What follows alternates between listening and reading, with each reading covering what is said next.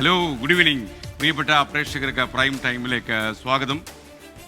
നിങ്ങൾക്കറിയുന്നത് പോലെ നമ്മുടെ ഈ SKN40 ഒന്നാം ഘട്ടം അവസാനിച്ചു. രണ്ടാം ഘട്ടത്തിലേക്ക് നമ്മൾ കടക്കുകയാണ്. അടുത്ത മാസം മുതൽ അതിവിപുലമായ പരിപാടികളാണ് ഈ ജ്യോതിർഗമയ എന്ന രണ്ടാം ഘട്ട പദ്ധതിയിൽ ആവിഷ്കരിച്ചിരിക്കുന്നത്.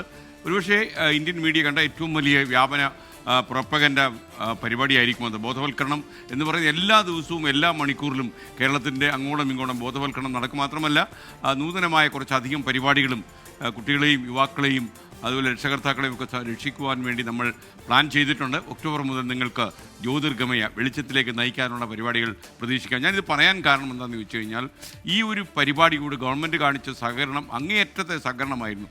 ഇപ്പോൾ ഗവൺമെൻറ് നേതൃത്വത്തിൽ സമഗ്രമായൊരു മിഷൻ വരാൻ പോകുന്നു. കുട്ടികളെയും യുവാക്കളെയും ലഹരി മരുന്നിൽ നിന്ന് മോചിപ്പിച്ചെടുക്കാനുള്ള പദ്ധതി മുഖ്യമന്ത്രി ചെയർമാനും മറ്റു മന്ത്രിമാരും വിവിധ സർക്കാർ ഡിപ്പാർട്ട്മെൻറ്റിലും ചേർന്നുള്ള ഒരു വിപുലമായ സമഗ്രമായൊരു പദ്ധതിക്ക് സർക്കാർ തീരുമാനമായി. അതിൻ്റെ വിശദാംശങ്ങൾ നമ്മളിന്ന് പുറത്തുവിടും.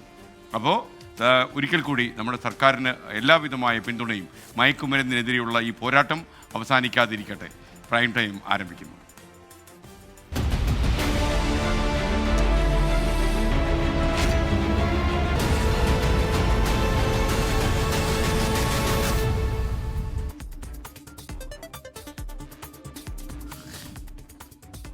ഹായ് പ്രിയപ്പെട്ട പ്രേക്ഷകർക്ക് ഒരിക്കൽ കൂടി സ്വാഗതം. പ്രൈം ടൈം തുടരുകയാണ്.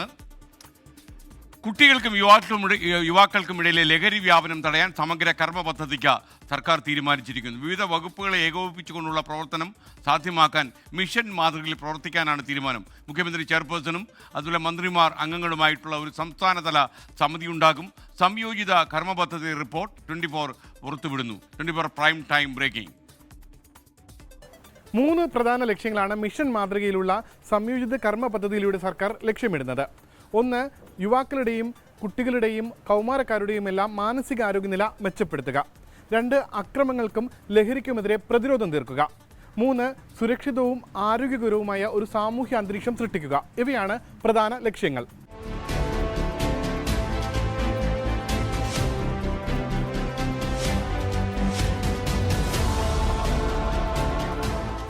നിലവിൽ സംസ്ഥാനത്തെ വിവിധ വകുപ്പുകൾ, അതായത് പോലീസ്, എക്സൈസ്, ആരോഗ്യവകുപ്പ്, വിദ്യാഭ്യാസ വകുപ്പ് തുടങ്ങിയവയെല്ലാം ലഹരിക്കെതിരെയുള്ള വിവിധ കർമ്മ പദ്ധതികളും ബോധവൽക്കരണ പരിപാടികളും എല്ലാം നടത്തുന്നുണ്ട്. പക്ഷേ ഇവയ്ക്കൊന്നും സംസ്ഥാന തലത്തിൽ ഒരു ഏകോപനമില്ല. എന്നാൽ പുതിയ മിഷൻ പദ്ധതി വരുന്നതോടുകൂടി സംസ്ഥാന തലത്തിൽ ഒരു ഏകോപനം നടപ്പിലാക്കാൻ കഴിയുമെന്നാണ് കരുതുന്നത്.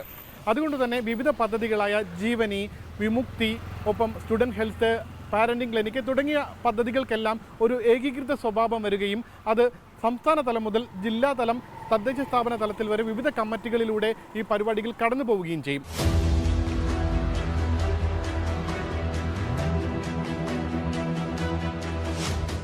മുഖ്യമന്ത്രിയാണ് സംസ്ഥാനതല സമിതിയുടെ ചെയർപേഴ്സൺ. ഒപ്പം വനിതാ ശിശുവികസന വകുപ്പ് മന്ത്രി, തദ്ദേശ സ്വയംഭരണ വകുപ്പ് മന്ത്രി എന്നിവർ വൈസ് ചെയർപേഴ്സൺമാരാകും. മറ്റ് ബന്ധപ്പെട്ട വകുപ്പുകളുടെ മന്ത്രിമാർ അംഗങ്ങളാകുന്നുണ്ട്. കൺവീനർ ചീഫ് സെക്രട്ടറിയാണ്. എല്ലാ 3 മാസം കൂടുമ്പോഴും ഈ യോഗം ചേർന്ന് സംസ്ഥാനതല സമിതി പ്രവർത്തനങ്ങൾ വിലയിരുത്തണം. ഒപ്പം നയം തീരുമാനിക്കേണ്ടതും മറ്റ് സമിതികളുടെ ഈ പ്രവർത്തനം തീരുമാനിക്കേണ്ടതുമെല്ലാം ഈ സംസ്ഥാനതല സമിതിയാണ്.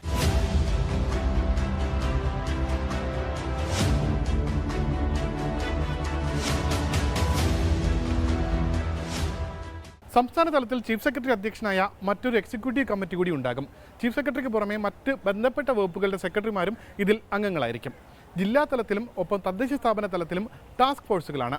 ജില്ലാ തലത്തിലെ ടാസ്ക് ഫോഴ്സിൻ്റെ ജില്ലാ പഞ്ചായത്ത് പ്രസിഡന്റായിരിക്കും അധ്യക്ഷൻ. ഒപ്പം തദ്ദേശ സ്ഥാപന തലത്തിൽ തദ്ദേശ സ്ഥാപനത്തിൻ്റെ പ്രസിഡന്റായിരിക്കും അതിൻ്റെ അധ്യക്ഷൻ. എല്ലാ മാസവും ഇവയുടെ യോഗം ചേർന്ന് പ്രവർത്തനങ്ങൾ വിലയിരുത്തണം. റിപ്പോർട്ട് വനിതാ ശിശുവികസന വകുപ്പ് ഡയറക്ടർ സർക്കാരിന് കൈമാറണം.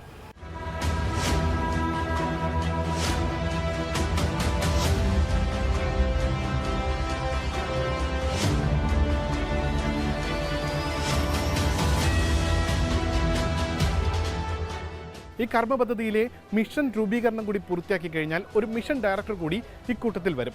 നിലവിൽ സംസ്ഥാനത്ത് നിരവധി മിഷനുകൾ, ഹരിത കേരള മിഷനാകട്ടെ, ലൈഫ് മിഷനാകട്ടെ, ആർദ്രം മിഷനാകട്ടെ, നിരവധി മിഷനുകൾ വിജയിച്ച മാതൃക സംസ്ഥാനത്തിനുണ്ട്. സ്വാഭാവികമായി ഈ ലഹരിക്കെതിരെയുള്ള ഈ മിഷൻ കൂടി വിജയിച്ചു കഴിഞ്ഞാൽ രണ്ടാം പിണറായി സർക്കാരിൻ്റെ ഒരു ചരിത്ര ദൗത്യമായി അത് മാറും.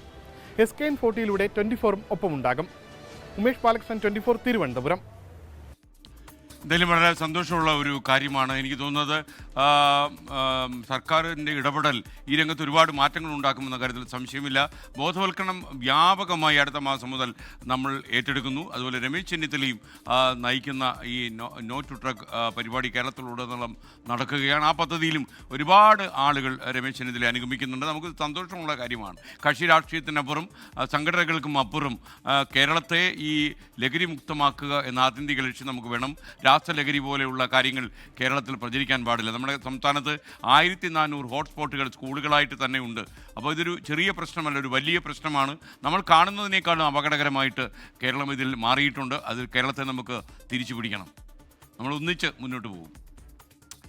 ഇനി ലഡാക്കിലേക്കാണ്. സംസ്ഥാന പദവി ആവശ്യപ്പെട്ട ലഡാക്കിൽ ഇന്ന് വൻ സംഘർഷമുണ്ടായി. 4 പേർ കൊല്ലപ്പെട്ടുവെന്നാണ് ലഭിക്കുന്ന റിപ്പോർട്ടുകൾ. 70-ലേറെ പേർക്ക് പരിക്കേറ്റു. പോലീസും പ്രക്ഷോഭകരും തമ്മിൽ ഏറ്റുമുട്ടി. BJP ഓഫീസിനും CRPF വാഹനത്തിനും നേരെ പ്രക്ഷോഭകർ അക്രമം അഴിച്ചുവിട്ടു. ഈ വാഹനങ്ങൾ തീയിട്ടു എന്നാണ് ലഭിക്കുന്ന വിവരം. സംഘർഷത്തിന് പിന്നാലെ സമര നേതാവ് സോനം വാങ്ചുക് നിരാഹാര സമരത്തിൽ നിന്ന് പിന്മാറിയതായും റിപ്പോർട്ടുണ്ട്.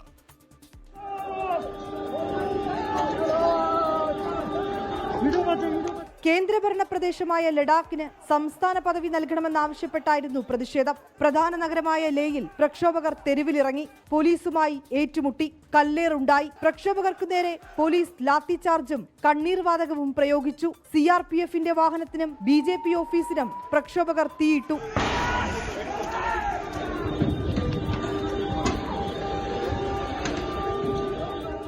സമാധാനത്തിന്റെ പാതയെക്കുറിച്ചുള്ള തന്റെ സന്ദേശം പരാജയപ്പെട്ടുവെന്ന് सोनम वांगचुक कि हम शांति के ही रास्ते से सरकार को कहें और सरकार भी मैं चाहता हूं कि शांति के संदेश को सुने. जब वो शांति को अनसुनी कर दें, 1 बार अनशन, 2 बार अनशन, 5 बार तक अनशन करे कोई, ले से दिल्ली तक पैदल चले आए शांति से. പരിസ്ഥിതി പ്രവർത്തകൻ സോനം വാങ്ചുക്കിന്റെ നേതൃത്വത്തിൽ 15 ദിവസമായി നിരാഹാര സമരം നടന്നു വരികയായിരുന്നു. ഈ സമരത്തിന് പിന്തുണ പ്രഖ്യാപിച്ചാണ് ലേ അപ്പെക്സ് ബോഡിയുടെ യുവജന വിഭാഗം പ്രതിഷേധത്തിന് തുടക്കം കുറിച്ചത്. സംഘർഷത്തെ തുടർന്ന് ലേയിൽ നിരോധനാജ്ഞ പ്രഖ്യാപിച്ചിരിക്കുകയാണ്. അടുത്ത മാസം 6-ന് ലേ അപ്പെക്സ് ബോഡി കാർഗിൽ ഡെമോക്രാറ്റിക് അലയൻസിലെ അംഗങ്ങളുമായി കേന്ദ്ര സർക്കാർ ചർച്ച നടത്തും. 24 ഡൽഹി. CBSE 10-12 ക്ലാസ്സുകളിലെ പരീക്ഷാ തീയതി പ്രഖ്യാപിച്ചു. കുട്ടികളൊക്കെ ശ്രദ്ധിച്ച് കേൾക്കണം. 2026 ഫെബ്രുവരി 17-ന് 10-12 ക്ലാസ്സുകളിലെ പരീക്ഷകൾ ആരംഭിക്കും. 10ാം ക്ലാസ് പരീക്ഷകൾ ഫെബ്രുവരി 17-ന് ആരംഭിച്ച മാർച്ച് 9-ന് അവസാനിക്കും. അജീഷ് ജയകുമാർ ടെലിഫോൺ ഡൽഹിയിൽ നിന്ന് ചേരുകയാണ്. അജീഷ്, മറ്റു വിവരങ്ങൾ എന്തൊക്കെയാണ്? കുട്ടികൾ കാത്തിരിക്കുന്നു. SKN 2026-ലെ CBSE 10ാം ക്ലാസ് +2 ക്ലാസ്സുകളുടെ പരീക്ഷാ കലണ്ടറാണ് ഇന്ന് പുറത്തിറക്കിയത്. 2026 ഫെബ്രുവരി 17-നും ജൂലൈ 15-നും ഇടയിലാണ് ഈ 2 പരീക്ഷകൾ നടക്കുക.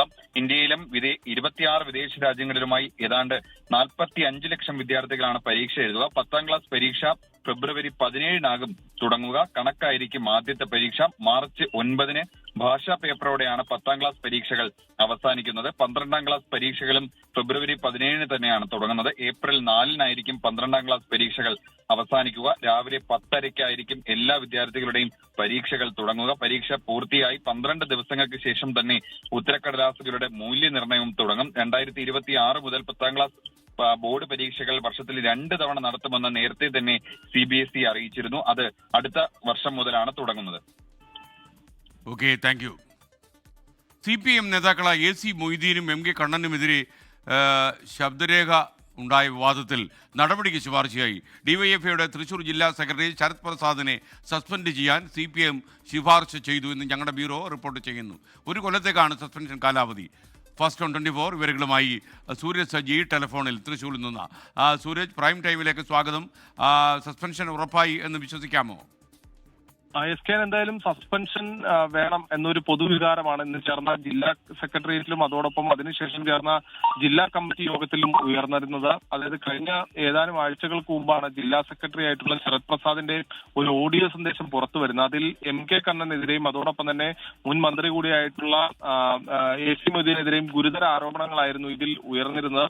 ഇതേ സംബന്ധിച്ച് പാർട്ടി തന്നെ ശരത്തിനോടൊരു വിശദീകരണം തേടിയിരുന്നു. ഈ വിശദീകരണത്തിൽ താൻ മുൻപ് കാഷ്വലായി സംസാരിച്ച ഒരു ശബ്ദ ശേഷമാണ് പുറത്തു വന്നതെന്നുള്ളതായിരുന്നു ശരത്ത് നൽകിയിരുന്ന വിശദീകരണം. പക്ഷേ ഈ വിശദീകരണം തൃപ്തികരമല്ല എന്ന് കണ്ടുകൊണ്ടാണ് ഇപ്പോൾ ഈ നടപടിക്ക് ശുപാർശ ചെയ്തിരിക്കുന്നത്. ഇതിൽ കടുത്ത നടപടി വേണം എന്ന പൊതുവികാരമാണ് ഇന്ന് ചേർന്ന ജില്ലാ സെക്രട്ടേറിയറ്റിലും ജില്ലാ കമ്മിറ്റി യോഗത്തിലും ഉയർന്നിരുന്നത്. ഈ വികാരം സംസ്ഥാന നേതൃത്വമായിരിക്കും ഇത് സംബന്ധിച്ച് അന്തിമ തീരുമാനം, അതായത് ഏത് നടപടി സ്വീകരിക്കണം എന്ന് സംബന്ധിച്ചുള്ള അന്തിമ തീരുമാനം ഉണ്ടാവുക. എന്തായാലും ഇന്ന് പൊതുവികാരമായി ഉയർന്നത് ഒരു കൊല്ലത്തേക്ക് ഈ പാർട്ടി ജില്ലാ കമ്മിറ്റിയിൽ നിന്ന് സസ്പെൻഡ് ചെയ്യണം, അതോടൊപ്പം തന്നെ ജില്ലാ സെക്രട്ടറി സ്ഥാനത്ത് നിന്ന് മാറ്റണം എന്ന ആവശ്യം ഉയർന്നിട്ടുണ്ട്. ഏതായാലും ഇത് സംസ്ഥാന നേതൃത്വത്തെ അറിയിക്കും. സംസ്ഥാന നേതൃത്വം ഇത് അംഗീകരിക്കുകയാണെങ്കിൽ സ്വാഭാവികമായും ശരത്തിനെ സസ്പെൻഡ് ചെയ്യുകയും ജില്ലാ സെക്രട്ടറി സ്ഥാനത്ത് നിന്ന് ഒഴിവാക്കുകയും ചെയ്യും. എസ്കേൻ.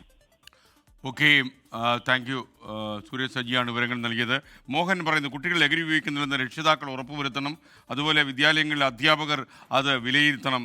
സമൂഹത്തിൽ ജനപ്രതിനിധികളും അത് വിലയിരുത്തണം. എന്നാൽ മാത്രമേ ഇത്തരം രാസലഹരിയിൽ നിന്നൊക്കെ കേരളത്തെ മുക്തമാക്കാൻ കഴിയൂ എന്നാണ് മോഹൻ പറയുന്നത്. എല്ലാ സാധ്യതകളും നമ്മൾ ഉപയോഗിക്കണം, ഒരു സാധ്യത എന്നുള്ളതല്ല. കാരണം നമ്മുടെ ലക്ഷ്യം ആത്യന്തികമായി നല്ലതാണല്ലോ. അപ്പോൾ വളരെ കർക്കശമായ തീരുമാനങ്ങളിലൂടെ മുന്നോട്ട് പോകട്ടെ. ആത്മഹത്യ ചെയ്ത വയനാട് DCC മുൻ ട്രഷറർ NM വിജയൻ്റെ സാമ്പത്തിക ബാധ്യത തീർത്തു KPCC. സുൽത്താൻ ബത്തേരി അർബൻ ബാങ്കിലെ 60 ലക്ഷം രൂപയുടെ കുടിശ്ശിക അടച്ചു തീർത്തു. പറഞ്ഞ കാര്യം നീതിപൂർവകമായി കോൺഗ്രസ് പൂർത്തീകരിച്ചെന്ന് കൽപ്പറ്റയിലെ നമ്മുടെ MLA T സിദ്ദിഖ് 24 പറഞ്ഞു. ഔദ്യോഗിക അറിയിപ്പ് ലഭിച്ചിട്ടെന്നാണ് NM വിജയൻ്റെ കുടുംബം പ്രതികരിച്ചത്. സാമ്പത്തിക പ്രതിസന്ധിയെ തുടർന്നാണ് വയനാട് മുൻ DCC ട്രഷറർ NM വിജയനും മകൻ ജിജേഷും ആത്മഹത്യ ചെയ്തത്. ബത്തേരിയിലെ സഹകരണ ബാങ്കുകളിലെ നിയമനവുമായി ബന്ധപ്പെട്ട് കോൺഗ്രസ് നേതാക്കളുടെ അറിവോടെ പാർട്ടിക്കായി പണം വാങ്ങിയെന്നും എന്നാൽ നിയമനം നടക്കാതെ വന്നപ്പോൾ ബാധ്യത മുഴുവൻ തന്റെ തലയിലായി എന്നുമാണ് NM വിജയൻ ആത്മഹത്യാക്കുറിപ്പിൽ വ്യക്തമാക്കിയിരുന്നത്. ഏറ്റെടുത്ത കടം അടച്ചു തീർക്കുമെന്ന് KPCC പ്രസിഡന്റ് വയനാട്ടിൽ പ്രഖ്യാപിച്ചിരുന്നു. കടം അടച്ചു തീർക്കാത്തതിനെ തുടർന്ന് വിജയന്റെ മരുമകൾ DCC ഓഫീസിന് മുന്നിൽ സത്യാഗ്രഹമിരിക്കുമെന്ന് പ്രഖ്യാപിച്ചത് വിവാദമായിരുന്നു. പിന്നാലെയാണ് കൂടുതൽ വിവാദങ്ങളിലേക്ക് കാര്യങ്ങൾ പോകും മുൻപ് KPCC കുടിശ്ശിക അടച്ചു തീർത്തത്. അത് ബാങ്കിന്റെ അക്കൗണ്ടിലേക്ക് KPCC അയച്ചിട്ടുണ്ട്. 59,23,000 സംതിങ് വരും. പാർട്ടി പറഞ്ഞ തീയതികൾ ലംഘിച്ചപ്പോഴാണ് പരസ്യപ്രതികരണം നടത്തേണ്ടി വന്നതെന്ന് NM വിജയന്റെ മരുമകൾ പത്മജ. അച്ഛൻ വ്യക്തമായിട്ട് പറഞ്ഞിട്ടുണ്ട്, പാർട്ടിക്ക് വേണ്ടി വെച്ചിട്ടുള്ള ബാധ്യതയാണ് എന്നുള്ളത്. അതുകൊണ്ട് അത് ഞങ്ങൾക്ക് കിട്ടേണ്ടത് എന്റെ കുടുംബത്തിന്റെ ആവശ്യമാണ്. പറഞ്ഞ കാര്യങ്ങൾ കോൺഗ്രസ് പൂർത്തീകരിച്ചെന്ന് Kalpetta MLA T Siddique. Party നേരത്തെ സംസാരിച്ച് ടേക്ക് ഓവർ ചെയ്തതാണ്. ആ ബാധ്യത പൂർണ്ണമായും ഇന്ത്യൻ നാഷണൽ കോൺഗ്രസ് ഇന്ന് അടച്ചു തീർക്കുകയുണ്ടായി. ഷഫീദ് റൌത്തർ, 24 തിരുവനന്തപുരം. വയനാട് മുള്ളൻകൊല്ലിയിലെ കോൺഗ്രസിനകത്തെ സംഘടനാ പ്രശ്നങ്ങൾക്ക് പരിഹാരമായതായി നേതൃത്വം അവകാശപ്പെട്ടു. DCC general secretary advocate R Rajesh കുമാറിന് മണ്ഡലം കമ്മിറ്റിയുടെ ചുമതല കൊടുത്തു. മണ്ഡലം പ്രസിഡന്റിനെ സഹായിക്കാൻ 6 അംഗ സമിതി ചുമതലപ്പെടുത്തിയിട്ടുണ്ട്. പ്രശ്നപരിഹാര നിർദ്ദേശങ്ങളെല്ലാം നേതാക്കൾ അംഗീകരിച്ചതായി Sajeev Joseph MLA 24 24 prime time breaking. Surjith Ayyappathi വാർത്തയുമായി നമുക്കൊപ്പം ചേരും. ആദ്യം നമുക്കൊരു പ്രതികരണത്തിലേക്ക് കടക്കാം. വയനാട് ജില്ലയിലെ മുള്ളൻകൊല്ലി മണ്ഡലത്തിൽ ചെറിയ സംഘടനാ പ്രശ്നങ്ങൾ ഉണ്ടായിരുന്നു. Wayanad DCC president Shri B അപ്പച്ചൻ, AC ബാലകൃഷ്ണൻ MLA, മുൻ DCC പ്രസിഡന്റ് KL പൗലോസ് തുടങ്ങിയ എല്ലാ നേതാക്കന്മാരുടെയും സാന്നിധ്യത്തിൽ ചേർന്ന ആ യോഗങ്ങളൊക്കെ തന്നെയും പാർട്ടിയിൽ കൂടുതൽ ഐക്യത്തോടെ മുന്നോട്ട് പോകാൻ ധാരണയിലെത്തുകയായിരുന്നു. അതനുസരിച്ച് ഈ അടുത്ത കാലത്ത് 6-7 പേർക്കെതിരെ DCC നടപടി സ്വീകരിച്ചിരുന്നു. അവർക്കെതിരെയുള്ള നടപടികൾ പിൻവലിക്കാൻ വേണ്ടി തീരുമാനിച്ചു. അവിടെ ഉണ്ടായ തർക്കങ്ങളൊക്കെ രമ്യമായി പരിഹരിച്ച് ഒറ്റക്കെട്ടായി തെരഞ്ഞെടുപ്പിന് സന്നദ്ധമാകാൻ വേണ്ടി തീരുമാനിച്ചു. വയനാട്ടിൽ നിന്നും സുർജിത്ത് അയ്യപ്പത്ത് വിവരങ്ങളുമായി ചേരുന്നു. പറയൂ സുർജിത്ത്. SKN മുള്ളൻകൊല്ലിയിൽ അസാധാരണ സംഭവവികാസങ്ങളാണ് കോൺഗ്രസിനകത്ത് നടന്നത്. മണ്ഡലം വാർഡ് പ്രസിഡന്റിനെ കള്ളക്കേസിൽ കുടുക്കി ജയിലിലടയ്ക്കുക, അവിടുത്തെ നേതാവായ മാത്രമല്ല ജനപ്രതിനിധി കൂടിയായ വാർഡംഗം കൂടിയായ ജോസ് നെല്ലയിടത്തെ ആത്മഹത്യയിലേക്ക് എത്തിക്കുക, അത്തരം അസാധാരണമായ രീതിയിലുള്ള സംഘടനാ പ്രശ്നങ്ങളിലൂടെ വലിയ രീതിയിലുള്ള പ്രതിസന്ധി അഭിമുഖീകരിക്കുന്ന ഒരു സാഹചര്യമാണ് മുള്ളൻകൊല്ലിയെ സംബന്ധിച്ച് ഉണ്ടായിരുന്നത്. ഇതുമായി ബന്ധപ്പെട്ട് കർശന നിർദ്ദേശമാണ് AICCയും KPCCയും നൽകിയത്. കാരണം രാജ്യം ശ്രദ്ധിക്കുന്ന ജില്ലയാണ്, പ്രത്യേകിച്ച് പ്രിയങ്ക ഗാന്ധിയുടെ മണ്ഡലം, നേരത്തെ രാഹുൽ ഗാന്ധിയുടെ മണ്ഡലം. അത്തരത്തിലുണ്ടായിരുന്ന ഈ മണ്ഡലത്തെ സംബന്ധിച്ചിടത്തോളം ആളുകൾ വലിയ രീതിയിലുള്ള ശ്രദ്ധ ദേശീയ തലത്തിൽ തന്നെ കിട്ടും. അവിടെയാണ് ഇത്തരത്തിലുള്ള ഗുരുതരമായ സംഘടനാ പ്രശ്നങ്ങൾ. സ്വാഭാവികമായി അതിൽ ഇടപെടൽ വേണമെന്നുള്ള നിർദ്ദേശത്തിന്റെ അടിസ്ഥാനത്തിലാണ് സജീവ് ജോസഫ് MLAയെയും ഒപ്പം തന്നെ ജമീല ആലിപ്പറ്റയെയും ഇതുമായി ബന്ധപ്പെട്ട ചുമതല നൽകിയത്. ഈ ചുമതലയിൽ നൽകിയതുമായി ബന്ധപ്പെട്ട് കൃത്യമായ രീതിയിലുള്ള യോഗങ്ങൾ ചേർന്നു. ആ യോഗത്തിനൊടുവിലാണ് ഇപ്പോൾ ചില തീരുമാനങ്ങൾ ഉണ്ടായിരിക്കുന്നത്. DCC ജനറൽ സെക്രട്ടറി ആയിട്ടുള്ള R രാജേഷ് കുമാറിന് മണ്ഡലത്തിന്റെ ചുമതല നൽകി. അതായത് ഇപ്പോൾ നിലവിൽ മണ്ഡലം കമ്മിറ്റി പിരിച്ചുവിട്ടിരിക്കുകയാണ്. അത് പുനഃസ്ഥാപിക്കും വരെ 6-അംഗ സമിതി, മൊത്തം 7 പേർ, ഈ മണ്ഡലം പ്രസിഡന്റിന്റെ ഇൻചാർജ് അടക്കം മൊത്തം 7 പേരാകും ഉണ്ടാവുക. അതിൽ 2 വിഭാഗത്തിൽ ഉൾപ്പെട്ട ആളുകളെയും ഉൾപ്പെടുത്തിക്കൊണ്ടുള്ള ഒരു സമവായ നീക്കമാണ് ഉണ്ടായിരിക്കുന്നത്. മാത്രമല്ല ഈ നെല്ലയിടത്തിന്റെ ആത്മഹത്യയുമായി ബന്ധപ്പെട്ടും അതിനു മുമ്പും എല്ലാം തന്നെ വലിയ രീതിയിൽ വാട്സപ്പ് ഗ്രൂപ്പുകളിൽ പ്രചരണങ്ങൾ നടന്നിരുന്നു. അത്തരത്തിലുള്ള പാർട്ടി വാട്സപ്പ് ഗ്രൂപ്പുകൾക്ക് നിയന്ത്രണം ഏർപ്പെടുത്തുന്ന ഒരു സാഹചര്യം കൂടി ഉണ്ടായിട്ടുണ്ട്. അതുമാത്രമല്ല അടുത്ത മാസം 3-ാം തീയതി മുള്ളംകൊല്ലിയിൽ ഒരു വിപുലമായ പൊതുയോഗവും മണ്ഡലം കമ്മിറ്റിയിലെ പ്രധാനപ്പെട്ട നേതാക്കളുടെ, ബൂത്ത് തല നേതാക്കളുടെ അടക്കം യോഗവും വിളിക്കാനുള്ള തീരുമാനത്തിലേക്ക് എത്തിയിട്ടുണ്ട്. അതോടൊപ്പം തന്നെ ഈ തങ്കച്ചനെ ജയിലിലടച്ച സംഭവത്തിലും ജോസ് നെല്ലയിടത്തിന്റെ ആത്മഹത്യയിലും ഈ സത്യസന്ധമായ രീതിയിലുള്ള അന്വേഷണം, പോലീസ് അന്വേഷണം വേണം. അതിൽ ഏതെങ്കിലും തരത്തിൽ ഒരു പാർട്ടി പ്രവർത്തകർ ഉൾപ്പെട്ടിട്ടുണ്ടെങ്കിൽ അവർക്കെതിരെ കർശന നടപടി ഉണ്ടാകുമെന്നുള്ള നിർദ്ദേശം കൂടി മുന്നോട്ട് വച്ചിട്ടുണ്ട്. ഒപ്പം തന്നെ ഈ നെല്ലയിടത്തിന്റെ ആത്മഹത്യക്ക് തൊട്ട് മുമ്പായി CPIM നടത്തിയ പൊതുയോഗമുണ്ട്. ആ പൊതുയോഗത്തിൽ വളരെ മോശമായ രീതിയിലുള്ള സംസാരം ഉണ്ടായിട്ടുണ്ടെന്നുള്ളതാണ് പറയുന്നത്. ഇതുമായി ബന്ധപ്പെട്ട അന്വേഷണം വേണമെന്നും പാർട്ടി നേതൃത്വം ആവശ്യപ്പെടുന്നുണ്ട്. SKN. Okay, thank you. Surjith അയ്യപ്പത്താണ് വിവരങ്ങൾ നൽകിയത്. അർജു ചോദിക്കുന്നു, ആ പോലീസ് മർദ്ദനത്തിൻ്റെ കാര്യം എന്തായി എന്ന് ചോദിക്കുന്നു. അപ്പോൾ അതൊന്നും ആയിട്ടില്ല, അന്വേഷണമൊക്കെ നടക്കും എന്നാണ് നമ്മുടെ പ്രതീക്ഷ. അതുപോലെ ഫൈസൽ പറയുന്നു, വയനാട് കണിയാമ്പറ്റയിൽ നിന്നും പെൺകുട്ടികളെ കാണാതായിട്ടുണ്ട്. 16 വയസ്സ് പ്രായം ഉള്ള കുട്ടികളെ സംശയകരമായ സാഹചര്യത്തിൽ കണ്ടാൽ വിവരം അറിയിക്കണം, ഒന്ന് ശ്രദ്ധിക്കണം എന്നാണ് പറയുന്നത്. കൊല്ലം കണ്ണനല്ലൂരിലെ പോലീസ് കള്ളക്കളിക്ക് കൂടുതൽ തെളിവുകൾ ഉണ്ടായി. നിരണം പഞ്ചായത്ത് മുൻ പ്രസിഡന്റ് KP പുന്നൂസിനെ കസ്റ്റഡിയിലെടുക്കാൻ പോലീസ് എത്തിയത് പരാതിക്കാരന്റെ വാഹനത്തിൽ. ചെക്ക് കേസിൽ ജാമ്യത്തിൽ വിടണമെങ്കിൽ പരാതിക്കാരന് പണം നൽകണമെന്ന് പോലീസ് ഉദ്യോഗസ്ഥൻ ആവശ്യപ്പെട്ടതിന്റെ രേഖകളും 24 ലഭിച്ചു. പോലീസ് കസ്റ്റഡിയിലിരിക്കെ കുഴഞ്ഞു വീണ് വെന്റിലേറ്ററിലായ നിരണം പഞ്ചായത്ത് മുൻ പ്രസിഡന്റ് KP പുന്നൂസിന്റെ ആരോഗ്യനില ഗുരുതരമായി തുടരുകയാണ്. ശനിയാഴ്ച KP പുന്നൂസിനെ പോലീസ് കസ്റ്റഡിയിലെടുക്കാൻ കോട്ടയത്തെത്തിയത് പരാതിക്കാരന്റെ സഹോദരന്റെ കാറിലാണ്. പോലീസ് ഉദ്യോഗസ്ഥർക്കൊപ്പം പരാതിക്കാരന്റെ ബന്ധുവും ഇതേസമയം കാറിലുണ്ടായിരുന്നു. തുടർന്ന് KP പുന്നൂസിനെ ജാമ്യത്തിൽ വിടാൻ പരാതിക്കാരന് പണം കൊടുക്കണമെന്നാവശ്യപ്പെട്ട് നിരവധി പോലീസ് ഉദ്യോഗസ്ഥർ വിളിച്ചു. ഇതിന്റെ ഫോൺ രേഖകൾ 24 ലഭിച്ചു. അതേസമയം KP പുന്നൂസിനെ റിമാൻഡ് ചെയ്യുമെന്നും എന്തെങ്കിലും ചെയ്യണമെങ്കിൽ ചെയ്യാനും സഹോദരൻ ആവശ്യപ്പെടുന്ന വാട്സ്ആപ്പ് സന്ദേശവും 24 പുറത്തുവിട്ടു. പരാതിക്കാരന്റെ സഹോദരനാണ് KP പുന്നൂസ് ആശുപത്രിയിലാണെന്ന് ബന്ധുക്കളെ അറിയിക്കുന്നത്. സംഭവത്തിൽ KP പുന്നൂസിനെ അനധികൃതമായി കസ്റ്റഡിയിൽ വെച്ചിരിക്കുന്നുവെന്ന് കാട്ടി KP പുന്നൂസിന്റെ അഭിഭാഷകർ നൽകിയ ഹർജി കൊട്ടാരക്കര JFMC കോടതി ഇന്ന് വിശദമായി വാദം കേൾക്കും. കസ്റ്റഡിയിലെടുത്തത് സംബന്ധിച്ച് രേഖകൾ ഹാജരാക്കണമെന്ന് പോലീസിനോട് കോടതി നിർദ്ദേശം നൽകിയിട്ടുണ്ട്. 24 കൊല്ലം. തിരുവനന്തപുരം വെള്ളായണിയിലെ നൃത്ത അധ്യാപകന്റെ മരണത്തിൽ പോലീസ് നടപടികൾ അതൃപ്തി കുടുംബം പരസ്യമാക്കുന്നു. പരാതി അറിയിച്ചിട്ട് മൊഴിയെടുക്കാൻ പോലും പോലീസ് തയ്യാറായില്ലെന്ന് മഹേഷിന്റെ സഹോദരി ആരോപിച്ചു. നാളെ മുഖ്യമന്ത്രിക്ക് പരാതി കൊടുക്കാനാണ് കുടുംബത്തിന്റെ തീരുമാനം. 24 ഫോളോ അപ്പ്. കഴിഞ്ഞ മാസം 12-നാണ് മഹേഷ് ശ്രീരാമകൃഷ്ണ മിഷൻ ആശുപത്രിയിൽ ചികിത്സയിലിരിക്കെ മരിച്ചത്. അടുത്ത ദിവസം തന്നെ വീട്ടിലെത്തിയ പോലീസ് ഉദ്യോഗസ്ഥരോട് മഹേഷിനെ മർദ്ദിച്ച വിവരം വിശദമായി കുടുംബം പറഞ്ഞു. പോസ്റ്റ്മോർട്ടം റിപ്പോർട്ട് പോലീസിന് ലഭിച്ചിട്ട് ഒരാഴ്ചയായി. ഇതുവരെ കുടുംബത്തിന്റെ പരാതി പോലും രേഖപ്പെടുത്താൻ പോലീസ് തയ്യാറായില്ല. പോലീസ് പറയുന്നത് അത് പുറമേയുള്ള മർദ്ദനത്തിന്റെ പേരിലുള്ള മരണം അല്ല എന്നുള്ള രീതിക്കാണ് പോലീസ് എൻ്റെ അടുത്ത് സംസാരിച്ചത്. അപ്പോഴും ഞാൻ പറയുന്നത്, സാറേ ഇപ്പം അറ്റാക്ക് എന്നാണ് കാണിക്കുന്നതെങ്കിൽ പോലും അടിച്ചതിൻ്റെ പേരിൽ ഞാൻ മുന്നോട്ട് പോകും, എൻ്റെ അനിയനെ തല്ലിയതിൻ്റെ പേരിൽ ഞാൻ മുന്നോട്ട് പോകും, മന്ത്രിക്കും കൊടുക്കും എന്നുള്ളത് തന്നെയാണ് അന്നും ഇന്നും ഞാൻ പറയുന്നത്. ഇതിപ്പോൾ പോസ്റ്റ്മോർട്ടം റിപ്പോർട്ട് കിട്ടിയപ്പോഴാണ് അറിയുന്നത് ഇത്രയും ഉള്ളിൽ ക്ഷതവും കാര്യങ്ങളും ഉണ്ടായിരുന്നു എന്നുള്ളത്. നാളെ മുഖ്യമന്ത്രിക്കും സിറ്റി പോലീസ് കമ്മീഷണർക്കും കുടുംബം പരാതി നൽകും. കമ്മീഷണർ ഓഫീസിലും കൊണ്ടുവന്ന് കൊടുക്കും, മുഖ്യമന്ത്രിക്ക് നേരിട്ട് കൊടുക്കും. അപ്പം നമ്മുടെ വാർഡ് മെമ്പർ സ്ഥലത്തില്ലാത്തത് കൊണ്ടാണ് ഞാൻ ഇന്നും നാളായിട്ട് ഇത്തിരി സ്ലോയിൽ നിൽക്കുന്നത്. വാർഡ് മെമ്പർ ഇപ്പം ഇവിടെ കോഴിക്കോട് വരെ പോയിരിക്കുകയാണ്. അപ്പം നാളെ വൈകിട്ട് എത്തും. പുള്ളിക്കാരി വന്നോടനെ പുള്ളിക്കാരിയും കൊണ്ട് തന്നെ കമ്മീഷണർ ഓഫീസിലും പോവും, നേരിട്ട് മുഖ്യമന്ത്രിക്കും കൊടുക്കും. നടപടി ഉണ്ടായില്ലെങ്കിൽ കോടതിയെ സമീപിക്കുമെന്നും കുടുംബം അറിയിച്ചു. അതേസമയം ആശുപത്രിയിലെത്തി ഡോക്ടർമാരുടെ മൊഴി ഉൾപ്പെടെ രേഖപ്പെടുത്തിയതായും CCTV അടക്കം പരിശോധിച്ചതായും മ്യൂസിയം പോലീസ് അറിയിച്ചു. ഉമേഷ് ബാലകൃഷ്ണൻ, 24 തിരുവനന്തപുരം. മറ്റൊരു വാർത്തയിലേക്ക്. CPM നേതാവ് KJ ഷൈൻ നൽകിയ അധിക്ഷേപ പരാതിയിൽ 2ാം പ്രതിയായ യൂട്യൂബർ KM ഷാജഹാൻ ഇന്ന് ചോദ്യം ചെയ്യലിന് ഹാജരായി. അന്വേഷണ സംഘം ഫോണുകൾ പിടിച്ചെടുത്തതിന് പിന്നാലെ വീഡിയോ ചിത്രീകരിച്ച മെമ്മറി കാർഡും KM ഷാജഹാൻ ഹാജരാക്കി. 1ാം പ്രതി CK ഗോപാലകൃഷ്ണന്റെ മുൻകൂർ ജാമ്യാപേക്ഷയിൽ പോലീസിനോട് എറണാകുളം സെഷൻസ് കോടതി റിപ്പോർട്ട് തേടി. ഉച്ചയോടെയാണ് KM Shajahan Aluva cyber police സ്റ്റേഷനിൽ ഹാജരായത്. ചോദ്യം ചെയ്യൽ മണിക്കൂറുകളോളം നീണ്ടു. വിവാദമായ വീഡിയോ എഡിറ്റ് ചെയ്ത് സ്റ്റോർ ചെയ്ത മെമ്മറി കാർഡ് KM ഷാജഹാൻ ഹാജരാക്കി. കേസിലെ രണ്ടാം പ്രതിയാണ് KM ഷാജഹാൻ. അന്വേഷണ സംഘത്തിന് മുന്നിൽ ആവശ്യപ്പെട്ട എല്ലാ രേഖകളും ഹാജരാക്കിയിട്ടുണ്ടെന്ന് KM ഷാജഹാൻ പറഞ്ഞു. പറഞ്ഞതിൽ ഉറച്ചു നിൽക്കുന്നുണ്ടോ എന്ന ചോദ്യത്തിന് പ്രതികരിക്കാൻ തയ്യാറായില്ല. പുതുതായിട്ടൊന്നും പറയാനില്ല, പുതിയതായിട്ടൊന്നുമില്ല, എല്ലാം പറയാനുള്ളത് പറഞ്ഞിട്ടുള്ളത് റിപ്പീറ്റ് ചെയ്തിട്ടുണ്ട്. ഷാജഹാൻ പോലീസ് സ്റ്റേഷനിൽ നിന്ന് ഇറങ്ങിയതിന് പിന്നാലെ പ്രതിഷേധവുമായി DYFI പ്രവർത്തകർ എത്തി.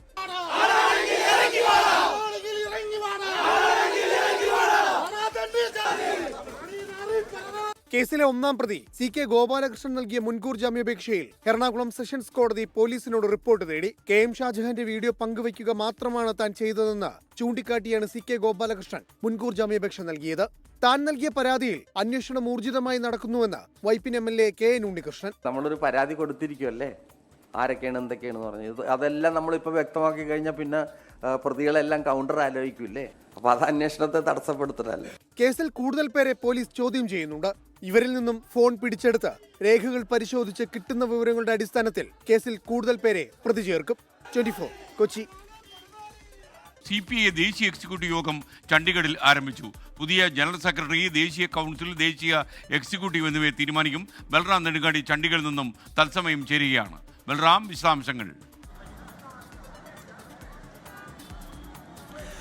SKN CPIയുടെ 25ാം പാർട്ടി കോൺഗ്രസ് അതിൻ്റെ നടപടിക്രമങ്ങൾ, 3 രേഖകളിലുള്ള ചർച്ചകൾ, ആവശ്യമായ മുന്നോട്ട് വന്ന ഭേദഗതി നിർദ്ദേശങ്ങളുടെ അംഗീകാരമടക്കമുള്ള നടപടികളെല്ലാം തന്നെ പൂർത്തിയാക്കിയിരിക്കുകയാണ്.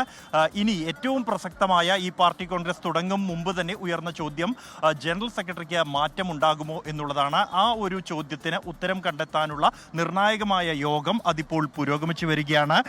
നിലവിലെ CPIയുടെ ദേശീയ എക്സിക്യൂട്ടീവ് യോഗം ഇപ്പോൾ പുരോഗമിക്കുന്നു. ഈ എക്സിക്യൂട്ടീവിന്റെ പ്രധാന അജണ്ട എന്നുള്ളത് അടുത്ത ജനറൽ സെക്രട്ടറിയെ തെരഞ്ഞെടുക്കുക, പുതിയ ദേശീയ സെക്രട്ടേറിയറ്റ് അംഗങ്ങളുടെ തെരഞ്ഞെടുപ്പ്, പുതിയ ദേശീയ കൗൺസിൽ അംഗങ്ങളുടെ തെരഞ്ഞെടുപ്പ് തുടങ്ങിയവയാണ്. ഇത് സംസ്ഥാനങ്ങൾക്ക് കോട്ട നിശ്ചയിക്കലടക്കമുള്ള തീരുമാനങ്ങൾ ഈ ഒരു എക്സിക്യൂട്ടീവ് യോഗത്തിലായിരിക്കും ഉണ്ടാകുക. 1.5 മണിക്കൂറിലധികമായി ഇപ്പോൾ ദേശീയ എക്സിക്യൂട്ടീവ് യോഗം പുരോഗമിച്ചുകൊണ്ടിരിക്കുകയാണ്.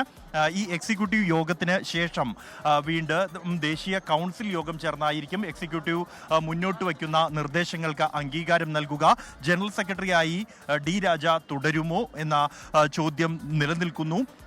ഈ പ്രായപരിധി മാനദണ്ഡം, അത് കഴിഞ്ഞ പാർട്ടി കോൺഗ്രസിൽ പാസാക്കിയ പ്രായപരിധി മാനദണ്ഡം കർശനമായി പാലിക്കണം എന്ന ചർച്ചകളിലെല്ലാം തന്നെ കേരള ഘടകം, ഒപ്പം തന്നെ ആന്ധ്ര, മഹാരാഷ്ട്ര ഘടകങ്ങൾ അഭിപ്രായപ്പെട്ടിരുന്നു ചർച്ചകളിൽ. ആ ഒരു നിലപാടിൽ ഉറച്ചു നിൽക്കുകയാണ്. അതേസമയം തമിഴ്നാടും ഉത്തർപ്രദേശും ബീഹാറും ജാർഖണ്ഡും ഛത്തീസ്ഗഡും അടക്കമുള്ള ഘടകങ്ങൾ D രാജയ്ക്ക് തുടർച്ച വേണം എന്നുള്ള ഒരു നിലപാടാണ് അറിയിച്ചിരിക്കുന്നത്. ദേശീയ തലത്തിൽ തന്നെ അദ്ദേഹം തുടരേണ്ടത് ആവശ്യമാണ് എന്നും പ്രായപരിധി മാനദണ്ഡം കർശനമായി പാലിക്കേണ്ടതില്ല, ആവശ്യമായ ഇളവുകൾ നൽകേണ്ടതാണ് എന്നുമുള്ള ഒരു നിലപാടാണ്. ഇക്കാര്യത്തിൽ ഒരു അന്തിമ തീരുമാനം ഇന്നിപ്പോൾ ഈ ഹാളിൽ പുരോഗമിച്ചുകൊണ്ടിരിക്കുന്ന ദേശീയ എക്സിക്യൂട്ടീവ് യോഗത്തിൻ്റെതായിരിക്കും ഉണ്ടാവുക. എന്തായാലും തീരുമാനം ഒറ്റക്കെട്ടായ ഒരു തീരുമാനമായിരിക്കും എന്നുള്ളത് കേരള നേതാക്കൾ അടക്കമുള്ളവർ വ്യക്തമാക്കിയിട്ടുണ്ട്. അതുകൊണ്ട് തന്നെ ഒരു സമവായം ഇക്കാര്യത്തിൽ ഉണ്ടാകും. കൂടുതൽ തർക്കങ്ങളിലേക്ക് പോകില്ല എന്ന് ഏതാണ്ട് ഉറപ്പാണ്. ദേശീയ എക്സിക്യൂട്ടീവ് യോഗം ഇപ്പോൾ ഈ ഒരു ഹാളിലാണ് പുരോഗമിച്ച് കൊണ്ടിരിക്കുന്നത്. അതിനുശേഷം കൗൺസിൽ യോഗം ചേരും. ദേശീയ കൗൺസിൽ അംഗങ്ങളെല്ലാം തന്നെ ഈ യോഗം ആരംഭിക്കാനായി കാത്തു നിൽക്കുകയാണ്. എന്തായാലും ഇന്ന് രാത്രിയോടെ തന്നെ ഇക്കാര്യത്തിൽ ആരായിരിക്കും പാർട്ടിയെ തുടർന്ന് നയിക്കുക എന്ന കാര്യത്തിൽ ഒരു ധാരണയിലെത്തും. ഔപചാരികമായ തെരഞ്ഞെടുപ്പ് അടക്കമുള്ള നടപടികൾ നാളെ ആയിരിക്കും ഉണ്ടാവുക എങ്കിൽ പോലും ഇന്ന് തന്നെ ഇക്കാര്യത്തിൽ ഒരു അന്തിമ ധാരണയിലേക്ക് എത്തും. ഈ യോഗം അതുകൊണ്ട് തന്നെ ഏറെ നിർണായകമാണ്. SKN. ഓക്കെ, ബൽറാം നെടുങ്ങാടിയാണ് ചണ്ഡീഗഡിൽ നിന്നും വിവരങ്ങൾ നൽകിയത്. നമ്മുടെ വാർത്താ സംഘം ചണ്ഡീഗഡിൽ തുടരും. അന്താരാഷ്ട്ര നിയമങ്ങൾക്ക് യുദ്ധങ്ങൾ അവസാനിപ്പിക്കാൻ കഴിയില്ലെന്നും ആയുധങ്ങൾക്ക് മാത്രമേ മാറ്റമുണ്ടാക്കാൻ കഴിയൂവെന്നും ഐക്യരാഷ്ട്രസഭ പൊതുസഭയിൽ യുക്രൈൻ പ്രസിഡന്റ് വൊളോഡിമർ സെലൻസ്കി പറഞ്ഞു. തന്റെ രാജ്യത്തിന് മുകളിൽ റഷ്യ നടത്തുന്ന യുദ്ധം അവസാനിപ്പിക്കണമെന്ന് അദ്ദേഹം ആവശ്യപ്പെട്ടു. അതിന് ആഗോള സമൂഹം ശബ്ദമുയർത്തണമെന്നും സെലൻസ്കി പറഞ്ഞു. You know perfectly well international law doesn't work fully unless you have powerful friends who are truly willing to stand up for it. And even that doesn't work without weapons. It's terrible, but without it, things would be even worse. there are no security guarantees except France and weapons. No Ukrainian choice this kind of reality. അമേരിക്കയിൽ നിന്ന് മധു കൊട്ടാരക്കര തത്സമയം ചേരുകയാണ്. മധു, prime ടൈമിലേക്ക് സ്വാഗതം. വിവരങ്ങൾ എന്തൊക്കെയാണ്? ഇന്നലെ US president Donald ട്രംപും സെലൻസ്കിയുമായിട്ടുള്ള കൂടിക്കാഴ്ച നടന്നിരുന്നു. ഒരുപക്ഷെ അതിന്റെ ഒരു ധൈര്യത്തിലായിരിക്കാം സെലൻസ്കിയുടെ തീപ്പൊരി പ്രസംഗമായിരുന്നു ഐക്യരാഷ്ട്രസഭയിൽ നടന്നത്. ഐക്യരാഷ്ട്രസഭയെ നിശ്ചിതമായി വിമർശിച്ചുകൊണ്ടാണ് പ്രസംഗം ആരംഭിച്ചത് തന്നെ. സെലൻസ്കി പറയുന്നത് അന്താരാഷ്ട്ര നിയമങ്ങൾക്കൊന്നും ഇന്നത്തെ കാലത്ത് യാതൊരു സ്ഥാനവുമില്ല, ആയുധങ്ങൾ കൊണ്ടും സൗഹൃദങ്ങൾ കൊണ്ടും ഉള്ള മത്സരമാണ് ഇപ്പോൾ ലോകത്ത് നടക്കുന്നത്. ഈ റഷ്യയെ അല്ലെങ്കിൽ പുടിനെ ഇപ്പോൾ തടഞ്ഞില്ലെങ്കിൽ ഈ യുദ്ധം ആഴത്തിലേക്ക് പോകുമെന്നുള്ളൊരു മുന്നറിയിപ്പും കൂടെ സെലൻസ്കി നൽകിയിരിക്കുകയാണ്. അത് യൂറോപ്യൻ രാജ്യങ്ങളായ പോളണ്ടും അതുപോലെ എസ്റ്റോണിയയ്ക്കും മുകളിലൂടെയൊക്കെ റഷ്യൻ ഡ്രോണുകൾ പറന്നതും ഒരു ഭീഷണിയായി കാണണമെന്നാണ് സെലൻസ്കി പറയുന്നത്. അതുമാത്രമല്ല, ഈ ആർട്ടിഫിഷ്യൽ ഇന്റലിജൻസ് പോലെയുള്ള അത്യാധുനിക സൗകര്യങ്ങൾ യുദ്ധത്തിൽ ഉപയോഗിക്കുന്നതിന് നിയന്ത്രണം ഏർപ്പെടുത്തണമെന്ന് സെലൻസ്കി ആവശ്യപ്പെടുന്നു. റഷ്യ തട്ടിക്കൊണ്ടുപോയ കുട്ടികളെ വിട്ടുകിട്ടാനും അതുപോലെ തടവുകാരെ വിട്ടുകിട്ടാനും ഒക്കെ അന്താരാഷ്ട്ര സമൂഹവും ഇപ്പോൾ ഐക്യരാഷ്ട്രസഭയിൽ കൂടിയിരിക്കുന്ന ലോക നേതാക്കൾ ഇടപെട്ട് ഇതിനൊരു പരിഹാരം ഉണ്ടാക്കണമെന്നാണ് സെലൻസ്കി ആവശ്യപ്പെട്ടിരിക്കുന്നത്. സുഹൃത്തുക്കളും ആയുധങ്ങളും ഒഴികെ ഉള്ള യാതൊന്നും യഥാർത്ഥ സുരക്ഷാ ഗ്യാരണ്ടി അല്ല എന്നും സെലൻസ്കി പറയുന്നു. ഇന്നലെ US പ്രസിഡന്റ് ഡൊണാൾഡ് ട്രംപുമായിട്ടുള്ള ചർച്ചകൾക്കൊടുവിൽ സെലൻസ്കി പറഞ്ഞിരുന്നത് യുദ്ധം അവസാനിക്കുന്ന അന്നു മുതൽ അമേരിക്കയുടെ സുരക്ഷാ ഗ്യാരണ്ടി ഉണ്ടാകുമെന്നാണ്. സ്ലാവേ യുക്രൈനി എന്ന് പറഞ്ഞാണ്, അതായത് ഗ്ലോറി ടു യുക്രൈൻ എന്ന് പറഞ്ഞാണ് സെലൻസ്കി തന്റെ പ്രസംഗം അവസാനിപ്പിച്ചത്. താങ്ക് യു മധു കൊട്ടാരക്കര. അമേരിക്കയിൽ നിന്നാണ് മധു ചേർന്നത്. വിദേശ പൗരന്മാർക്കുള്ള H-1B വിസ പദ്ധതി പരിഷ്കരിക്കാൻ ഡൊണാൾഡ് ട്രംപ് ഭരണകൂടം തീരുമാനിച്ചു. നിലവിലെ ലോട്ടറി സമ്പ്രദായം നിർത്തലാക്കി ഉയർന്ന വരുമാനവും യോഗ്യതയുമുള്ളവർക്ക് മുൻഗണന നൽകാനാണ് ഈ പദ്ധതിയുടെ നീക്കം. H-1B വിസയിൽ നിലവിലുള്ള ലോട്ടറി സംവിധാനം നിർത്തലാക്കാനാണ് ട്രംപ് ഭരണകൂടത്തിന്റെ നീക്കം. സെലക്ഷൻ രീതിയിൽ മാറ്റം വരുത്തിയാകും പരിഷ്കരണം. നിലവിലെ രീതി എല്ലാ അപേക്ഷകരെയും തുല്യമായി പരിഗണിക്കുന്നു. കൂടുതൽ വിദ്യാഭ്യാസ യോഗ്യതയും വരുമാനവും വൈദഗ്ധ്യവുമുള്ളവർക്ക് മുൻഗണന നൽകുന്ന വിധത്തിലാകും പുതിയ രീതി. ലോട്ടറി സമ്പ്രദായത്തിനു പകരം വെയ്റ്റഡ് സെലക്ഷൻ നടപ്പിലാക്കാനാണ് നിർദ്ദേശം. വെയ്റ്റഡ് സെലക്ഷൻ രീതിയുടെ ഭാഗമായി പുതിയ ശമ്പള ബാൻഡുകൾ സൃഷ്ടിക്കും. ഏറ്റവും ഉയർന്ന ശമ്പളം ലഭിക്കുന്ന അപേക്ഷകർക്ക് വിസയ്ക്കായി 4 തവണ പരിഗണനയുണ്ടാകും. കുറഞ്ഞ വരുമാനം ലഭിക്കുന്നവർക്ക് 1 തവണ മാത്രമാകും അവസരം. അമേരിക്കൻ സർവകലാശാലകളിൽ പഠിക്കുന്ന വിദേശ വിദ്യാർത്ഥികൾക്കും ഇത് ഗുണം ചെയ്യുമെന്നാണ് വിലയിരുത്തൽ. International desk 24.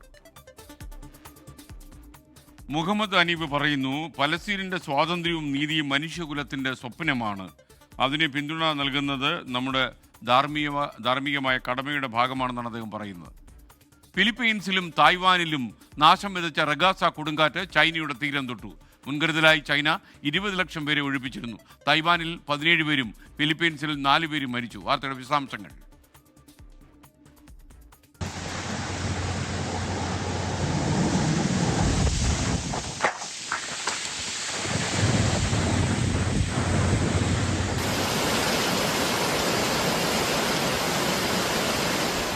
ഫിലിപ്പീൻസിലും തായ്വാനിലും ഇന്നലെ കനത്ത നാശം വിതച്ച ശേഷമാണ് ഇന്ത്യൻ സമയം ഉച്ചയ്ക്ക് 2:30 കൊടുങ്കാറ്റ് ചൈനയുടെ തെക്കൻ തീരം തൊട്ടത്. തെക്കൻ ചൈനയിലെ യാങ്ജിയാങ്ങിലെ ഹെയ്ലിംഗ് ദ്വീപിലാണ് കൊടുങ്കാറ്റ് കരതൊട്ടത്. മണിക്കൂറിൽ 144 കിലോമീറ്റർ വേഗത്തിലാണ് കാറ്റിന്റെ സഞ്ചാരം. കൊടുങ്കാറ്റ് ദുർബലമായിട്ടുണ്ടെങ്കിലും കനത്ത പേമാരിക്കും ഉയർന്ന തിരമാലയ്ക്കും ഇടിമിന്നലിനും ഇടയാക്കിയെന്നാണ് റിപ്പോർട്ടുകൾ. കൊടുങ്കാറ്റിപ്പോൾ പടിഞ്ഞാറൻ ഭാഗത്തേക്ക് നീങ്ങിക്കൊണ്ടിരിക്കുകയാണ്. ഇന്നലെ കിഴക്കൻ തൈവാനിലെ ഹുവാലിയൻ കൗണ്ടിയിലുണ്ടായ പ്രളയത്തിൽ നിരവധി കെട്ടിടങ്ങൾ തകർന്നു. കൊടുങ്കാറ്റിലും മലവെള്ളപ്പാച്ചിലിലും നിരവധി പേരെ കാണാതായി.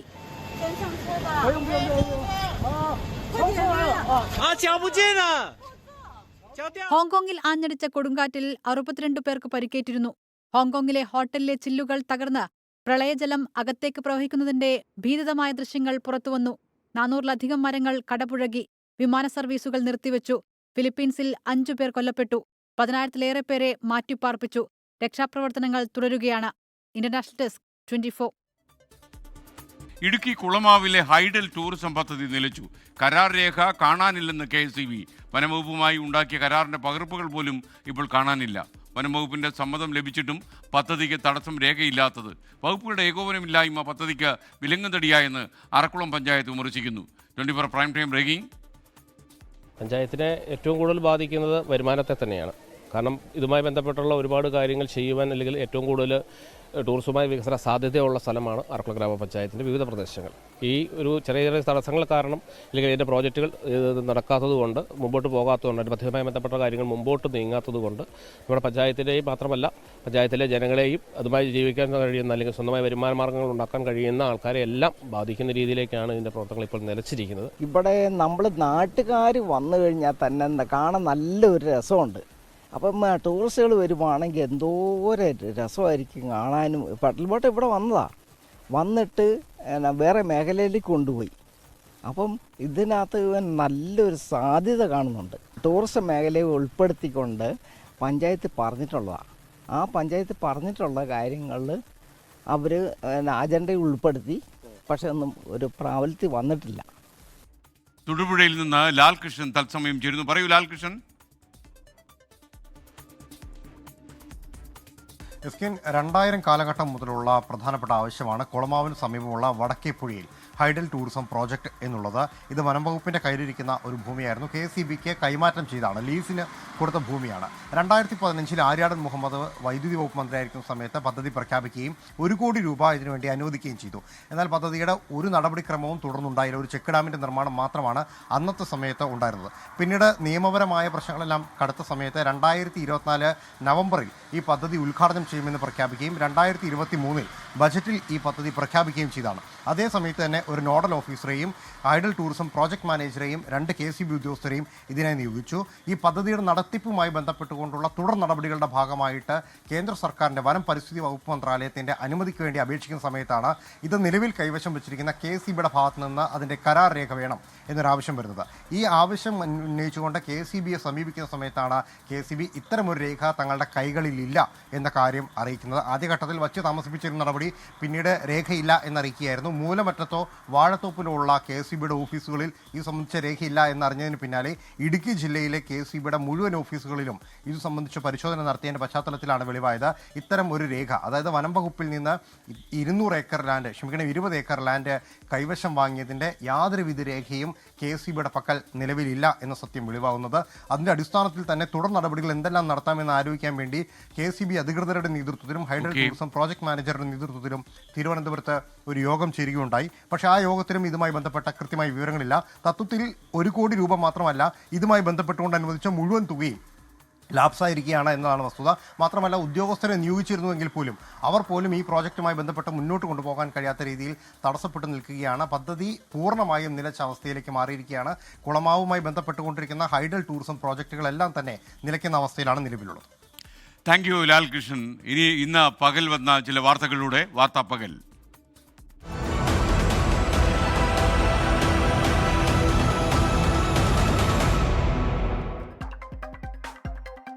പത്തനംതിട്ട ചെറുകോൽപ്പുഴയിൽ വിദേശ ജോലിയുമായി ബന്ധപ്പെട്ട തർക്കത്തിനിടെ കോൺഗ്രസ് പ്രവർത്തകന് മർദ്ദനം. പരിക്കേറ്റത് Congress ward president MM Varghese ചികിത്സയിൽ. തിരുവനന്തപുരം ശ്രീകാര്യം സപ്ലൈകോ പീപ്പിൾ ബസാറിൽ വൻ ക്രമക്കേട്. സ്റ്റോക്കിലും പണത്തിലും വൻ ക്രമക്കേട് കണ്ടെത്തിയത് സപ്ലൈകോ ഫ്ലൈയിങ് സ്ക്വാഡിന്റെ പരിശോധനയിൽ. 2027 ഇന്ത്യ സ്വന്തം പേടകത്തിൽ മനുഷ്യനെ ബഹിരാകാശത്തെത്തിക്കുമെന്ന് ക്യാപ്റ്റൻ പ്രശാന്ത് ബാലകൃഷ്ണൻ. അതിന് മുന്നോടിയായുള്ള പരീക്ഷണങ്ങൾ നടക്കുന്നു. മാധ്യമങ്ങൾ നൽകുന്ന വലിയ പിന്തുണയെന്നും പ്രശാന്ത് ബാലകൃഷ്ണൻ. തമിഴ്നാട് വെല്ലൂരിൽ 4 വയസ്സുകാരനെ പിതാവിന്റെ മുന്നിൽ നിന്ന് തട്ടിക്കൊണ്ടുപോയി. കാർലത്തി സംഘം 30 കിലോമീറ്റർ അകലെ കുട്ടിയെ ഉപേക്ഷിച്ചു. സർക്കാർ ജീവനക്കാർക്കുള്ള ബോണസിനും അധിക MBBS PG സീറ്റുകൾക്കും അനുമതി നൽകി കേന്ദ്ര മന്ത്രിസഭായോഗം. കപ്പൽ നിർമ്മാണ സമുദ്രമേഖലയെ പുനരുജ്ജീവിപ്പിക്കുന്നതിനായി 69,725 കോടി രൂപയുടെ പാക്കേജിനും അംഗീകാരം. അഹമ്മദാബാദ് വിമാന ദുരന്തത്തിൽ ജുഡീഷ്യൽ അന്വേഷണം ആവശ്യപ്പെട്ട് വ്യോമയാന മന്ത്രാലയത്തിന് പൈലറ്റ് അസോസിയേഷന്റെ കത്ത്. വിരമിച്ച ജഡ്ജിയുടെ നേതൃത്വത്തിൽ അന്വേഷണ സമിതി രൂപീകരിക്കണമെന്ന ആവശ്യം. കൊച്ചിയിൽ വീണ്ടും വൻ ഓൺലൈൻ തട്ടിപ്പ്. പാലക്കാട് സ്വദേശി പ്രേമചന്ദ്രന്റെ വിളിക്ക് നഷ്ടപ്പെട്ടത് 1.11 കോടി രൂപ. തട്ടിപ്പ് ഷെയർ ട്രേഡിംഗ് ആപ്പിന്റെ മറവിൽ.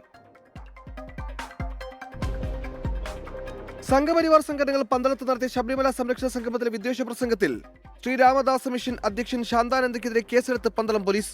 വിശ്വാസം വ്രണപ്പെടുത്തുക, മതസ്പർദ്ധ ഉണ്ടാക്കുക തുടങ്ങിയ വകുപ്പുകൾ പ്രകാരം കേസ്. തിരുവനന്തപുരം വിഴിഞ്ഞം വെണ്ണിയൂരിൽ വൻ കവർച്ച. വീട്ടിൽ നിന്ന് 90 പവൻ സ്വർണവും 1 ലക്ഷം രൂപയും കവർന്നു. മോഷണം നടന്നത് മുൻ ഫയർഫോഴ്സ് ഉദ്യോഗസ്ഥനായ ഗിൽബർട്ടിന്റെ വീട്ടിൽ. മലപ്പുറം അരീക്കോട് ഭാര്യയെ ഭർത്താവ് വെട്ടിക്കൊന്നു.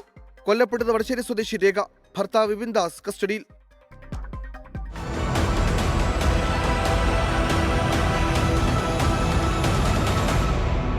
ആഗോള അയ്യപ്പ സംഗമത്തിന് പിന്നാലെ LDF സർക്കാരിന് പൂർണ്ണ പിന്തുണ പ്രഖ്യാപിച്ച് NSS. കോൺഗ്രസിൽ നടക്കുന്നത് മുഖ്യമന്ത്രി ആരാണെന്ന തർക്കമാണെന്നും general secretary G. Sukumaran Nair വിമർശിച്ചു. ശബരിമല വിഷയത്തിൽ G. സുകുമാരൻ നായരുടേത് ശരിയായ നിലപാടെന്ന് വെള്ളാപ്പള്ളി നടേശൻ. NSS നിലപാടിനെ ദേവസ്വം വകുപ്പ് മന്ത്രി PN വാസവൻ സ്വാഗതം ചെയ്തു. NSS നിലപാട് മാറ്റത്തിൽ ആശങ്കയുണ്ടെങ്കിലും പ്രതികരണം നടത്തി പ്രകോപിപ്പിക്കേണ്ട എന്നാണ് തൽക്കാലം കോൺഗ്രസിലെ ധാരണ. ആഗോള അയ്യപ്പ സംഗമത്തിന് പിന്തുണ നൽകിയാണ് NSS സർക്കാരിനോട് അടുക്കുന്നത്. ശബരിമല വിഷയത്തിലെ പിന്തുണ സർക്കാരിലേക്ക് വ്യാപിപ്പിക്കുന്നുവെന്നാണ് സമുദായ നേതൃത്വത്തിന്റെ പ്രതികരണങ്ങളെന്ന് വ്യക്തമാകുന്നത്. ഈ ആഗോള സംഗമം വിജയമായിരുന്നു എന്ന് നമുക്ക് പറയാമോ? ഞാൻ അതൊന്നും വിലയിരുത്തുന്നില്ല. ഇവിടെ കാര്യം നടക്കണമെന്നാണ്. ശരി. ഈ വരുന്നതും ആള് കൂടുന്നതും മാത്രം ആ ഒരർത്ഥവും. ആളുകളെ ആർക്ക് വേണേലും കൂട്ടാം. പക്ഷെ കാര്യം നടത്തുന്നതിലാണ് അതിന്റെ. ശബരിമല വിഷയത്തിൽ NSS സ്വീകരിച്ച നിലപാടിനെ പിന്തുണച്ച് SNDP യോഗവും രംഗത്ത് വന്നു. എല്ലാ കാര്യത്തിലും NSS സർക്കാരിനെ എതിർത്തിട്ടില്ലെന്നും വിഷയാധിഷ്ഠിത നിലപാടാണ് അവർ സ്വീകരിക്കുന്നതെന്നും SNDP യോഗം ജനറൽ സെക്രട്ടറി വെള്ളാപ്പള്ളി നടേശൻ പറഞ്ഞു. അദ്ദേഹം പറഞ്ഞത് വളരെ ശരിയല്ലേ. ഈ അദ്ദേഹത്തിന്റെ ഒരു നിലപാടെന്ന് പറഞ്ഞാൽ എന്താണ്? ശബരിമലയിൽ ആചാരങ്ങൾ നടപ്പാകണം. ഗവൺമെന്റ് പറഞ്ഞത് സ്ത്രീ പ്രവേശനം പാടില്ല. ഇപ്പൊ ഗവൺമെന്റ് സ്ത്രീ പ്രവേശനം എന്നുള്ള ആശയം ഉപേക്ഷിച്ചു എന്നുള്ളതിനോട് ഉറപ്പ് കൊടുത്തു എന്നല്ല അദ്ദേഹം തന്നെ പറഞ്ഞിരിക്കുകയല്ലേ. ആഗോള അയ്യപ്പ സംഗമത്തോട് തുടങ്ങിയ NSSുമായുള്ള ബന്ധം ദൃഢമാകുന്നതിൽ CPM സന്തോഷത്തിലാണ്. പിന്തുണ ആഘോഷിച്ച് തിരിച്ചടിയുണ്ടാക്കേണ്ട കരുതലിലാണ് നേതൃത്വത്തിന്റെ പ്രതികരണം. അദ്ദേഹത്തിന്റെ നിലപാടിൽ നല്ല സ്വാഗതാർഹമായ ഒരു നിലപാട്, ഒപ്പം ഒരു സൃഷ്ടിപരമായ വിമർശനവും അദ്ദേഹം ഉയർത്തിയിട്ടുണ്ട് UDFനും BJPക്കും എതിരായി. സമദൂര നിലപാട് സ്വീകരിക്കുമ്പോഴും ശരിദൂരം വഴി UDFനോട് നല്ല ആഭിമുഖ്യം പുലർത്തിയുന്ന NSSന്റെ നിലപാട് മാറ്റത്തിൽ കോൺഗ്രസിലെ മുതിർന്ന നേതാക്കൾക്ക് ആശങ്കയുണ്ട്. എന്നാൽ സമുദായ സംഘടനകളുടെ നിലപാടിനൊപ്പിച്ച് രാഷ്ട്രീയ നിലപാട് സ്വീകരിക്കാനാവില്ലെന്നാണ് പുതിയ നേതൃനിരയുടെ അഭിപ്രായം. എങ്കിലും എക്കാലവും മുന്നണിയെ പിന്തുണച്ച NSSനെ പിണക്കാനില്ല എന്നതാണ് പൊതുനിലപാട്. അല്ല, NSS ഒരിക്കലും കോൺഗ്രസിനെതിരായ ഒരു സ്റ്റാൻഡ് എടുക്കുമെന്ന് ഞങ്ങൾ വിശ്വസിക്കുന്നില്ല. പിന്നെ സാമുദായിക സംഘടനകൾക്ക് അവരുടെ അഭിപ്രായം പറയാൻ സ്വാതന്ത്ര്യമുണ്ട്. കഴിഞ്ഞ 2 നിയമസഭാ തെരഞ്ഞെടുപ്പുകളിലും ന്യൂനപക്ഷ വോട്ടുകളെ ഒപ്പം നിർത്താൻ ശ്രമിച്ച LDF ഇത്തവണ ഭൂരിപക്ഷ വോട്ടുകളിലാണ് ശ്രദ്ധ വെക്കുന്നത്. ഈ രാഷ്ട്രീയ നീക്കത്തിന് ശക്തി പകരുന്നതാണ് NSSന്റെ പിന്തുണ. 24 തിരുവനന്തപുരം. ഇതോടെ ഇന്നത്തെ പ്രൈം ടൈം അവസാനിക്കുന്നു. നിങ്ങൾക്ക് ഒരു നല്ല രാത്രി ഞാൻ നേരുന്നു. Good night. ലോകത്തെവിടെയായാലും ഏത് സമയത്തും 24 വാർത്തകളും ഓഗ്മെന്റഡ് റിയാലിറ്റി പാക്കേജുകളും എക്സ്പ്ലെയിനറുകളും വിശദമായി കാണാൻ ഞങ്ങളുടെ YouTube ചാനൽ നിങ്ങൾക്ക് സബ്സ്ക്രൈബ് ചെയ്യാം.